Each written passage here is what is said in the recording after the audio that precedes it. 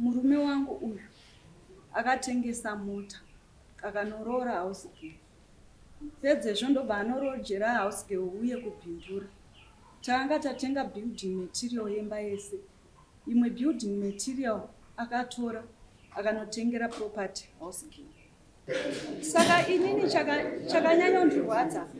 Varume ava rapanyararai ndechekuti murume wangu ndakamutakurira nhumbu 8. Panhumbu 8 ndine vana 4 vapenyu, ndine vana 2 ndine nhumbu 2 dzakabva. Panhumbu 2 yechi2 ndanga ndatofa ndatoti kupenga hakuridzirwe bhero, membero dzangu dzazove pedo, muchandishambadza kunge zigo, tichakudanai kumabiko. Pamusoro wedare, ini ndinonzi Grace Kapaurukwa, ndakazvarwa Mount Darwin. Ndakaroorwa naBenjamin Kwanadoko mugore ra2008. Ndauyawo mudare munomu ndichiti handichada murume. Anzwere shamati. Ndazi nako anjada murume. Anza ndichakuda. Ndachinza. Yoruti kudini. Awa ndomuda. Asinomberawo. Ayo nondo. So. Right, amai. Ndanzwa matauriro amaita.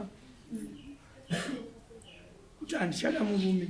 Anditi pane zvinhu zvandinoda muno mu3 zvakasimba vantu 4 5 zvinotaura kuti inini handishada murume nezvikonzero 1 2 3 4 5. Taurai zvamukumurambira. Zvamunomurambira murume pamusoro wedare. Chekutanga inini upenyu hwandinorarama hunondirwadza. Sekuti mugore ra2010 murume wangu uyu akatengesa mota akanorodza house girl. Pedzezvo ndobva anorodzera house girl uye kubhindura. Tanga tatenga building material yemba yese. Imwe building material akatora akanotengera property house girl. Murume wangu akazodzoka ndakamugamuchira. Ndakati inini takagara sedare remusha. Ndakati inini ndazvinzwa mhosva yako yawaita murume wangu. Asi wachindiripo ukamombe. Manga muchishandisa mubhedha wangu, bedroom yangu nehouse girl. Muchinitengerawo mubhedha wangu, magumbezi angu nemashitsi angu. Zvakanzi zvakanaka. Kusvika nanhasi haana kana chaakanditengera. Vanogara kubhindura kuwe. Tanga titoriwo noupenyu hwakanga huri nani mushango. Akazodzoka murume wangu inini akurwara. Ndakamupepa. Mari akanga achisisina. Ndakagamuchira. Tagara kudaro. Ndakachizoti murume wangu sezvo uchisina chokutangisa basa rako, ndinokuziva uchiita basa rokutenga chuma. Ndakanotora loan kubhengi ndobva zvafeila. Mugore racho rakazotera ndakanotora ini 2500 US cash kubhengi. Baba womwana dzokera FT munodi munoshanda. Zvakafeila zvakare. Tagara kudaro. Asi magariro anga tichiita ndeyekuti murume wangu inini haakwanisi kutengera kana vana chikafu mumba. Panhumbu 3 dzandakazotakura idzi dzokupedzisira idzi. Kana preparation even tenet rokuti inini ndipfeke ndiendewo kuskill semudzimai wake haakwanisi kutengera. Chikafu mumba tenge. Vana kuenda kuchikoro haakwanisi. Ini ndinoenda kubasa. Mari yekuti tibhadhare musikana anosara nevana haakwanisi. Zvese zvinhu ndinozviita. Uyu wakamboroora maid. Ini ndakaenda kuno kupay. Ndouya ndopa maid pay yake nemari yangu, asi baba wachizoti mukadzi wavo. Asi inini pay andashanda. Ndompa se salary yake, asi wachizoti mukadzi wavo. Ameni baba.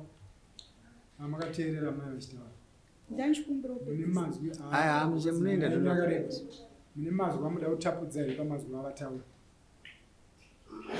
ya tapudzai pamusoro nyaya yavakutaura ndiri kuinzwa asi vari kunyema. une vakadzi vangani? Ndine vakadzi vaviri. Apo havana kunyema. Uyu ndiwo kutotanga. Anga asiri musikana webasa here? Anga ari musikana webasa. Havasi kunyema. Mamusina mwana naye, hamuna kurara naye.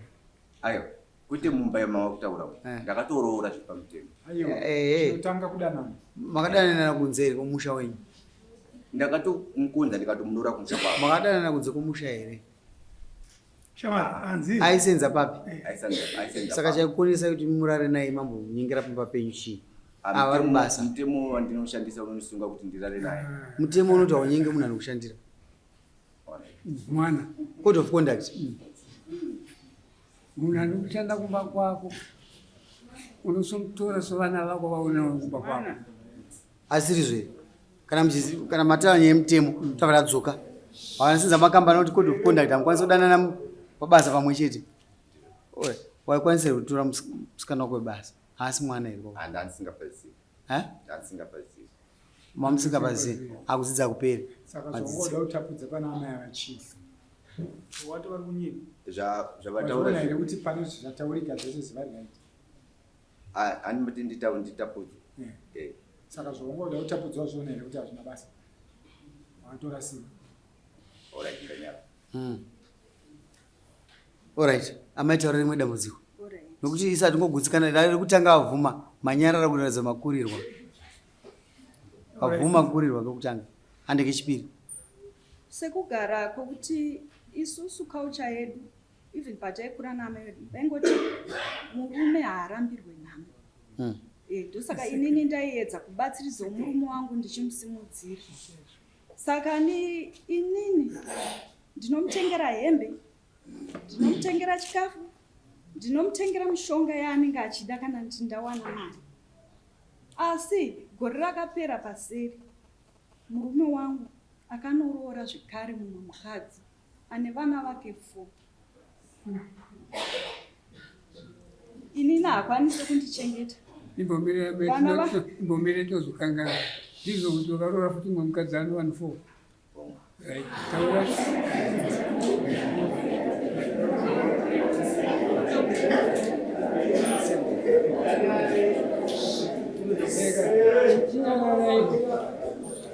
Chinyararai vabereki. Saka inini chakanyanya kundirwadza. Varume ava vari apa nyararai. Ndechekuti murume wangu ndakamutakurira nhumbu 8. Panhumbu 8 ndine vana 4 vapenyu. Ndine vana 2. Ndine nhumbu 2 dzakabva. Panhumbu 2 yechi2 ndanga ndatofa. Ndatoti handichakwanisa kubereka. Nokuti inini ndichazopedzisira ndafa. Asi atezvara vangu naamwene vangu vakauya vakakumbira. Tikukumbirawo muroora kuti muite vana. Kabanga makaita 2 kana 3 ndinofara. Asi inini ndakanga ndisadi. Ndakaita vana 3 ava zotero mashure. Asi nhasi uno murume wangu haakwanisi kuchengeta vana vangu. Asi unoroora zvekare mukadzi ane vana vake 4. Asi vandina haakwanisi kuvachengeta. Haakwanisi kuvaendesa kuchikoro. Chero pamba haro musi umwe chete pavana 3 vandotaura. Handinombobvira ndakatengerwa kana pamba.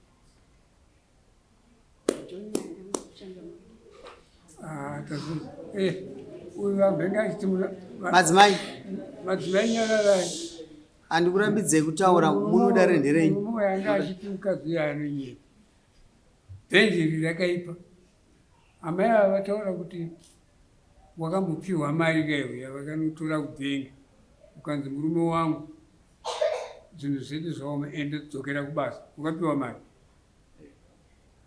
Kechipiri vaona futi zvaramba. Vakaitsvaga mari vakakupa futi kudzokera kubasa. Ukapiwa mari. Aona. Chii vanyepa kapo. Kuipa kutanga yaukapiwa wakashandisei. Ndaya ndine mari yandandichishanda nayo. Yatakati ava vakati chisiyai iyi yamukushandisa yemasociety yamakatora iyi yemukana chishandisai iyi yandakutorera iyi chienderai mberi nebasa renyu regoridhe. Ndobva maita saizvozvo kutaurwa mari yacho itenderera. Aiwa zvakabva zvakunzika pasi. Saka mai vati ngavati vari kunyepa. Handisati ndabvuma kana pane zvimwe zvavazotaura pamberi apa zvanda kuti ndizokumbira nditaura.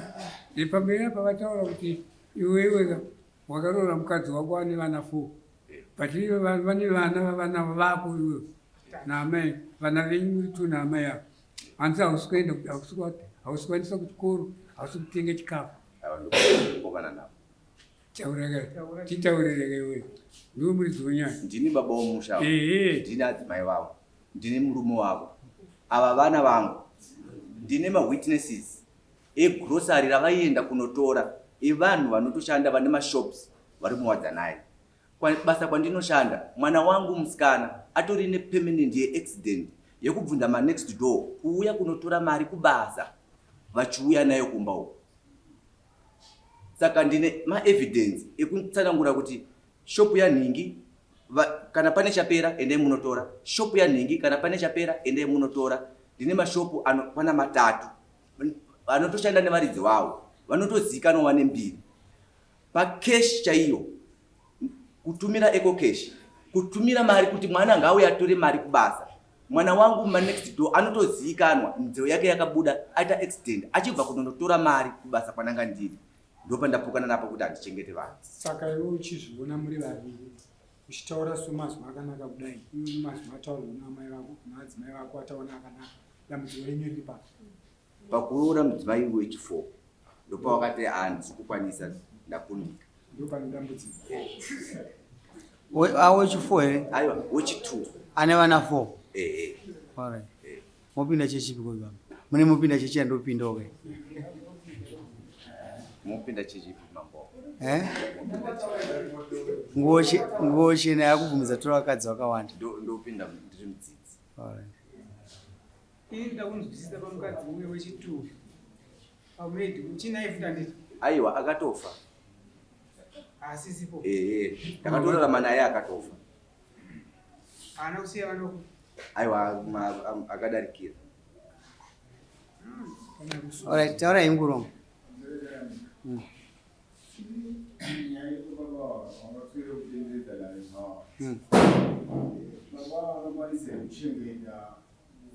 Mwana womukadzi wawaroora wasingakwanisi kuchengeta vana vavo.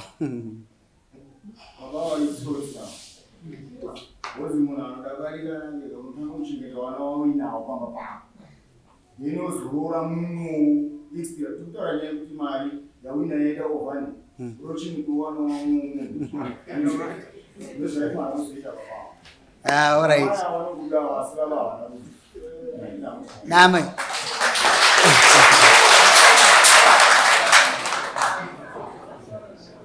Naye mkongo. Mukadzi muchiri kumuda. Nyengetedzai. Dare rinoenzanisa tinoda kuti vanhu vagare pamwe chete. Ndipei zvinobatika zvamunganyengetedza nazvo mukadzi wenyu kuti zvino zvandiri. Iyi nyaya haina kungouya kudare ndofunga. Inenge yatotaurika mumhuri. Naitotarisa kuti vanhu vemhurika vakutira muroora vagara pasira apa. Handizvozve? Nyaya ingouya kudare. Inotangira kupi? Wauya nani muchinda? Ndauya nemukoma wangu. Nemukoma wangu? Nani futi? Neshamwari yangu.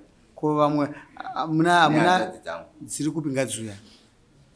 Ukama. Ngadziuye. Ukama murume ngavauya. Hanzvadzi uyai. Vamwe hanzvadzi atete. Nokuti uyuwo ndirei ndinomuka vakumirira inini vanyingina vanga saka zvingabude atete ngavamboya nekuti matambudziko aya anenge ane vanhu izvo tikada kuteedzera nyaya iyi tikaramba chidzika nayo ndichonoti pamwe iva vese varimo munyaya yacho. Pamwe ukaona mukadzi mukuru adai so akugeza maoko taurai amai.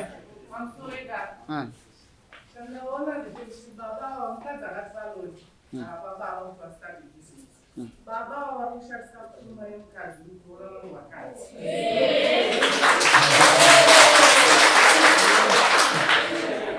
Maita hii.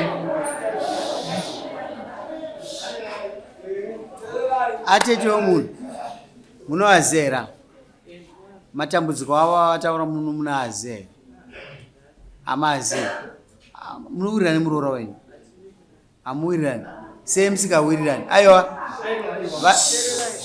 ko munomudari ndimi chokwadi munomudari tine bhaibheri vaisweyaka kasi nhasi hatina bhaibheri handizvozvo makuti achokwadi chavo sei musingawirirani kubva hanzvadzi yangu paakaroora mukadzi kubva ipapo muroora hane munhu akazowirirana imwe mhuri achiti isisu tisingatsigira hanzvadzi yedu kuti aroora akatituka tese kubva isusu hanzvadzi dzacho naamai tese akatoraisira meseji amai ekutuka kuita sekuti isusu tisitatuka hanzvadzi yedu kuti aite sei aroore kubva ipapo hatina kana chatakazokwanisa kutaura nemuroora kana kuti tikwanise kupindirana nekuti akabvira kungotidzikisira tese achiti isusu tisitakonzeresa kuti sake mukadzi wemuchiri kumuda here mushambei mukadzi iye muroora wenyu muroora tinomuda kunyaya yekutuka iye unezoitwa sei takatomuregerera musakumuudza hatikwanisi kukomuniketa naye sekuti agara akangotipa mhosva angazive sei kuti mimi muri kusaidi kwake kudivi kwake anoziva sei kana mimi muchiregerera munhu usina kumuudza pane pasina kuti timbowane nguva naimamai kokana dambudziko rauya mumusha idambudziko kai raita kuti musha utadze kugadzikana rinoitwa sei rinogadzika nani iye ane vaakagara ataurawo navo vasiri isusu koimini munhu uyu hamuna kumboteererai munhu uyu hamuna kumbomutora pasi pemuti makamutora mumusha mune vanhu handitika aita zvaaita kuti atuka amwene atukani anana atete vake kamunhu maitsvaga kana atete vacho kuti yamutinzwire nokuti musi wakaenda hapana munhu anotumwa kuzoenda unotsvaga mukadzi asi kuti munhu nokuda kwake vakadzi ndiye anozvidii naye anozvitsvagira ozouya obva aita munge mutsvene kwamuri imimi achida kuti mumutambirire mukadzi wake waanenge atsvaga zvechitsotsi chake wega uyu obva aita muipi handiti mazviona but tiri kuti imimi munoziva kuti uyana naatete makadii kutsvaga naatete vake isusu nechinangwa chekukuti akagara aita nge atisarudza takangoita ndikageza handiti munoziva kuti chipari chinorwadza chinorwadza uye haambofa akachisekerera nokuti kwaari hachina basa ende hachimbomunakira chinonakira baba nokuti ndo vanoti vararama mumamuka vazodii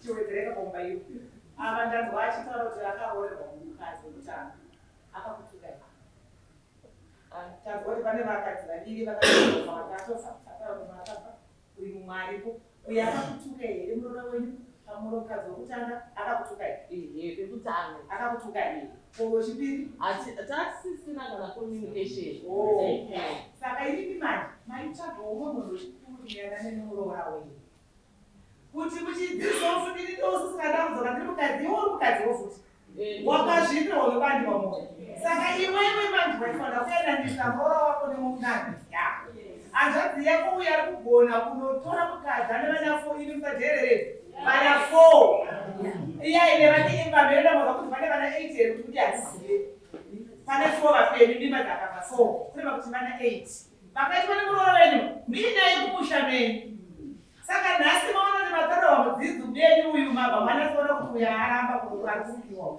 hazvina kuna kugadzirisai kumutora iye yauya tokutukai futi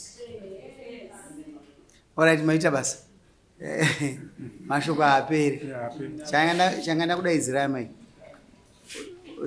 ugudhi hwangu hausiro unoonekwa nevanhu vese wamaona urongo hwangu handizvozvo kasi muri rongo mazuva unoyu kumusha kwenyu chako mutori rongo zvitereki ndozvandatoona okuona vanhu vachiuya kudare vapuwa samono kunzi inini murume handichada ndoti ndichibuda murume pachena imi motodungamizana kuperekedza vanhu nyaya dzimwe dzotanga dzanzi yapano tigare pasi mambo tawa nenyaya maona takagara pasi apa takagara pasi vamwe vacho mambo tagarisa nyaya imwe wedu ureke timbomuraya kumba tozatowirirana mudare. Imishuwa mauya matogeza kuya kuno kuti katinzwa dzedu ichipuwa gupuru. Iyo mzizi hazvina kunaka. Hazvina kunaka. Vakadzi vazhinji vari mudambudziko rine mukadzi uyu. Ndo vazhinji stereki. It's a sad story. Yekuti uri kushanda stereki. Umwe munhu ndiye ari kubenefita. Apedza kubenefita futi ndiye ari kuenjoya. Woza akabuda muimba yanhasi. Unopinda yechipiri. Enjoyment ndeyani? Abudirwa mbava ndizvozvo. Uyo ari kuenjoya kairi. Kabodziko. Hazviri kudaro shamani. Hanzi iwo hachadiwa apa tipedze nyaya. Adzimai vati havachakuda iwe. Mareasons ndiyaya. Mukadzi wako zvichenese umunyengetedze. Ndikugona kunyengetedza ndozokubatsira kana ndaona kuti une shungu. Nokuti handiri kuenda mwana wavanhu mudziva. Ndichiona makarwa akawandisa. Unopfugama. Muno mune protocol. Handi wati protocol ise. Taurisa. Nyararai. Sorry mdzimai wangu, zvandanga ndichikukanganisira ndinovimba kuti ndichagona kuti ndigadzirise. Ndichakutora ndiende kuvabereki vangu kugadzirisa nyaya nokuti kongo muchisori handi wazvinzwa zviri kuvabereki vangu. Ndichakutora ndokuenda newe kune vabereki vangu kuti tigadzirise. Ruregerero rwababa vana vangu ndarunzwa. Ati? Ndarunzwa. Asi kuti ndichadzoka kuzogara nemi. Moyo wangu waneta. Ndachema musodzi yeropa. Handichakwanisa. Ndashanda kwenguva yakareba. Mumhuri wabwana doko. Handichakwanisa.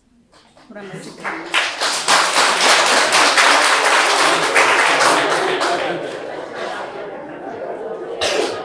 Anyararai. Saka imu kutofarira kuti vanhu varambani.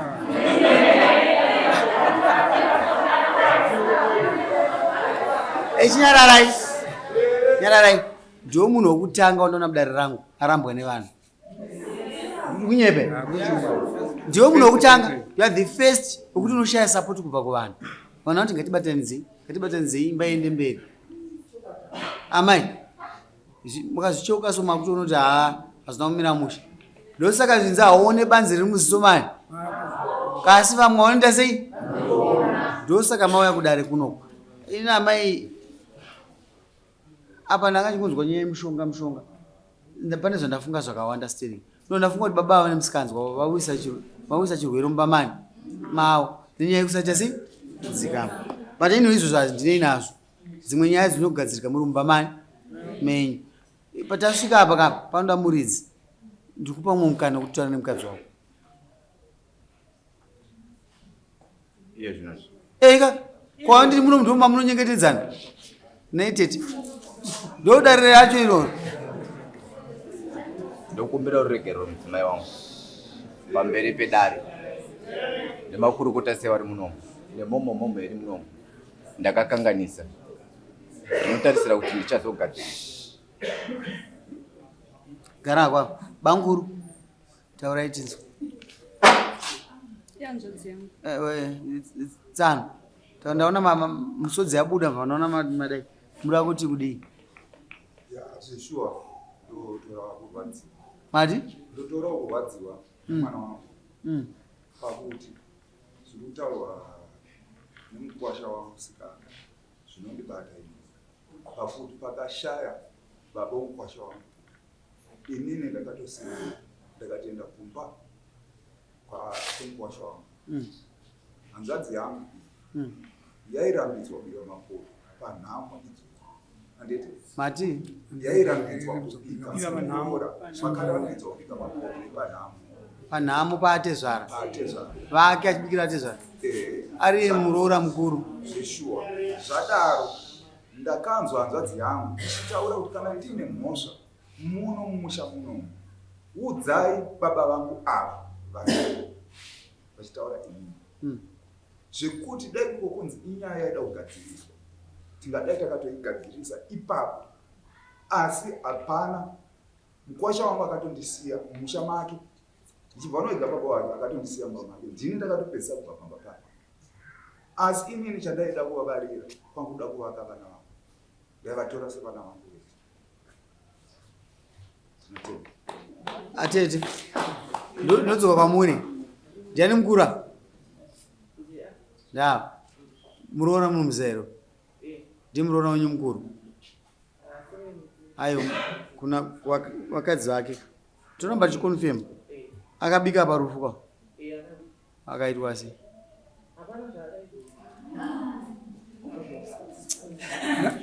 amai kana kuita kuti zvinhu zvenyu zikunakirei taurei chokwadi baba vakambopenga here atezero nyoni kutaura vakambopenga saka zvavari kutaura vakaziwana kuti havana here kuya parufu pamba penyaka vakavingei saka zvavari kutaura zikunyepa kuti hanzvadzi yavo yakarambidzwa kubika. Alright. Alright. Am I able to sit alright?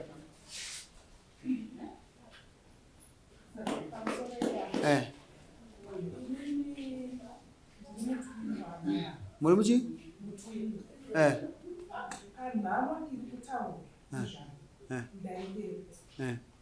Mutwiri wangu akatora polisi yatezva yekunyaradza.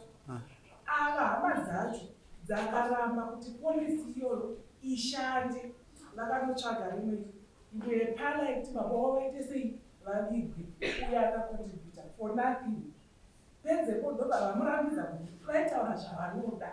Ndaipepo kunyepera mai ava vakatobobika choto chavo atitava kuramba kubika kuti uyaibikira mhomho yaiti tinoda maibhii vari ava atitava ndingasvika dzakawo vaibika pavo vega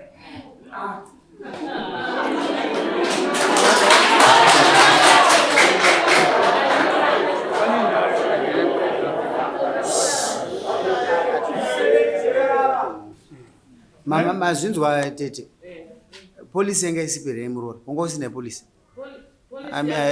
adaire wanga usina polisi polisi ndakanga ndinayo yandakakontributa kubva 2010 murume wangu akanga achitoiziva arrangement yese yekuti murume wangu ndine funeral police kune chikwereti chiriko but baba futi ndakanga ndakavaisa paburial society yemuraini medu matinogara kuburial society ini ndichapiwa 200 years tonokavha chikwereti chiri kunyaradzwa kunyaradzwa tichawana maservices ese tobva tapiwa zvekare chigrosari rekunoshandisa taicommunicata zvokuti inini kana kuri kunhamo ndofunga ndakazosvika kumapasti 2-3 ndanzi chimira inokuti imimi ndimi muridzi wepolisi tozoenda tese nebhodhi but handinombozoti vanhu vane zvavari kuplana pesap vachindihwandira at last ndopa ndakazonzi chiendai kunhamo munobatana nevamwe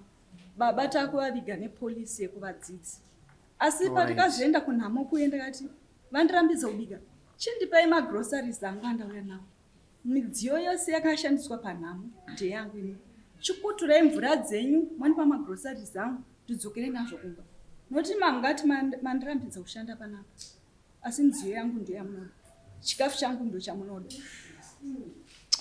Alright, aizvinowanikwa ndii ndanzwisa kuti pane imwe polisi yanga iripo yechechi ndofunga ipapo ndo pakangoita coincidence yanga iripo yakatozorongwa musi wacho wowo musi wacho iwo alright but anyway muri kuona kuti musha tete mune dzinenge zichiitika muri muroorwa mune musha wenyoka mugaire sei zvakanaka nokuti muri kutonga makashaya simba zvamaitisa uyu haakwanisi kumira mumusha akombwa but amaibudisa ishireni renyu ndinoda kuti mupe unopa shireni renyu zvakatambanuka pane dzimwe nyaya dzatoti katsikirira mangwana unoona munhu aita sei zvinonzi mambo wakaita zakuita sei pamwe pacho tinoda kuti iwo kana wakuteera uri mudzidzi unoziva tsika yenyu chidzidzi kwamambo stabro ndiko koko kana wakuteera munhu unoteera netsika yenyu amunoita angari mudzidzi futi kwa handiti unomuteera netsika yenyu kana kuda mukadzi wako ena handikurambidzi zvimwe zvacho zvinoitwa neshungu handindozvo mazvita Ndakambowapa kumba. maambori pari Shereni unarere shamari yangu Shereni wakapowa udzorere uitwe zviri pamutemo kosa dombo wako ari kupi vari kudhara kwaanga asingazivi nhasi kukurambiwa ndasati ndakomuniketa naye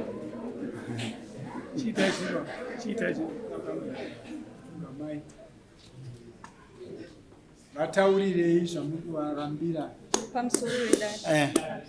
nyararaika Baba vevana vangu Benjamin bwana doko. Ndanga ndichitoshuvirawo mumwoyo wangu kuti tichembedzane semukadzi nomurume patizvarana. Ndoda kuti mugare makasununguka nemudzimai wenyu munyowani wamanayo. Vana ndichachengeta semachengeteranga ndichiita. mamurambireko murume uyu mamupa mablessings kasisa mamurambira Ndakurambira kusachengeta vana uyezve nekusavimbika kwandiri kungoroora roora usingakwanisi kutichengeta isusu mhuri yako. Mayanani nehanzvadzi dzangu vapei panzwisizvo marambiro hamuna mumwe hamuna muchii haiwa shamwari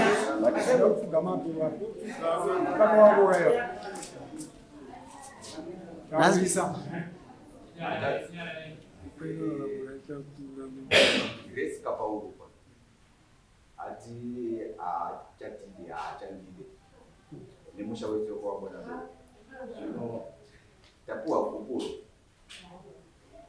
hatiti tisununguke zvekuroora roora izvi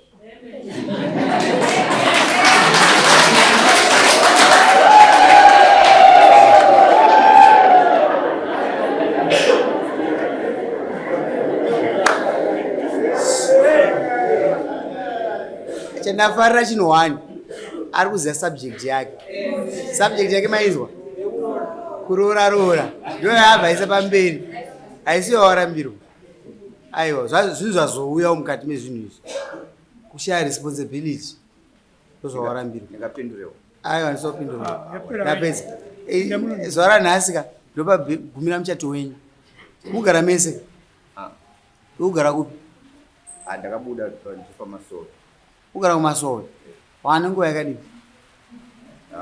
kubva ndapuwa kukuru ndakangotora hembe dzangu kuenda kumasoro vandaenda pamasoro mune zvamakashanda mese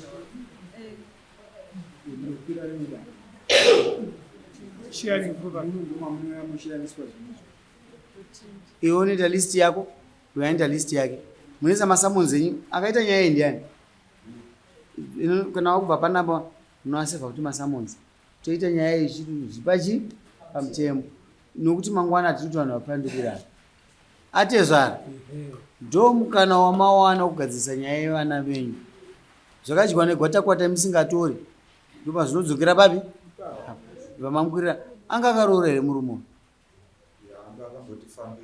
anga akafamba asi nhano dzanisati dzasvika mamakwira dari renyu saka pane masamoni mangani mairi ndokuzoita muchato kana wapera makashaya responsibility amai mamakwira kumusoro woita rimwe dare rechingani chitatu saka chitongwara chitobuda kumidza kubuda kumasoro makuseni ndinonotsvaga kutumira mari kupi kuna amai wakaita zvoku nanhatu ipfumbamwe unoenda mudani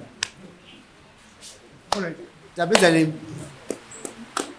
Ladies and gentlemen, mukampani yedu Logos Solar Tech, these days we are always busy tichijekesa nyika magetsi kumunhu wese.